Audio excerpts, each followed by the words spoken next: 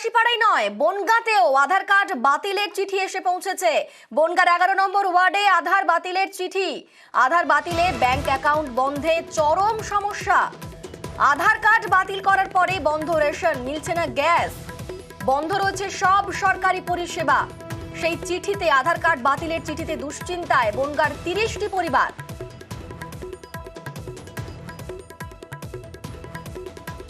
সব পরিষেবা বন্ধ, রেশন বন্ধ, ব্যাংকের বই বন্ধ, লক্ষ্মী ভান্ডার বন্ধ, সব বন্ধ। হ্যাঁ, সব পেতাম। আমাদের সবকিছু বন্ধ করে দিলে, কেন্দ্র সরকার যদি আমাদের বন্ধ করে দেয়, আমরা এতদিন ভোট দিয়েছি আর এখন আমাদের এটা বন্ধ করে দিচ্ছে, আমরা কি করে বাঁচবো? আধার কার্ড বাতিল হওয়ার পরে সমস্যা পড়ছেন কি? হ্যাঁ, কি হচ্ছে? টাকা তুলতে পারছি না, রেশন তুলতে পারছি না, তারপরে গ্যাস বুক করতে পারছি না। সমস্ত পরিষেবাই পেতেন আপনি? হ্যাঁ।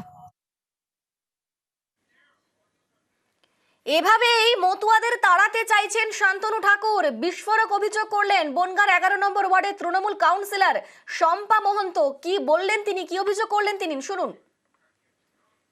মতুয়া অধ্যুষিত এলাকা এবং এই ওয়ার্ডে 90% এসসি তপশিলি মতুয়া ভক্তদের বসবাস। শান্তনু ঠাকুর বলছেন যে আমাদের হিন্দুরা কখনো এখান থেকে যাবে না।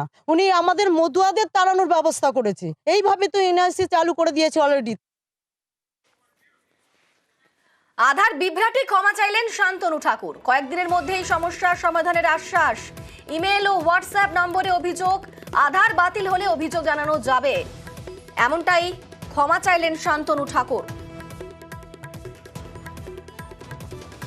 আমি প্রথমেই ক্ষমা চেয়ে নেব, কেননা যে সমস্ত মানুষদের যারা ওপার বাংলা থেকে এসছেন, যাদের আধার কার্ড ডিঅ্যাক্টিভ হয়ে গেছে, মাননীয় গৃহমন্ত্রীজি ডাইরেক্ট আমাকে দায়িত্ব দিয়েছে ওপার বাংলা থেকে আসা যে সমস্ত মানুষদের কার্ড ডিঅ্যাক্টিভেট হয়ে গেছে তারা যেন বিভ্রান্ত না হয়। আমরা একটা ইমেল আইডি দিচ্ছি এবং একটা হোয়াটসঅ্যাপ নাম্বার দিচ্ছি।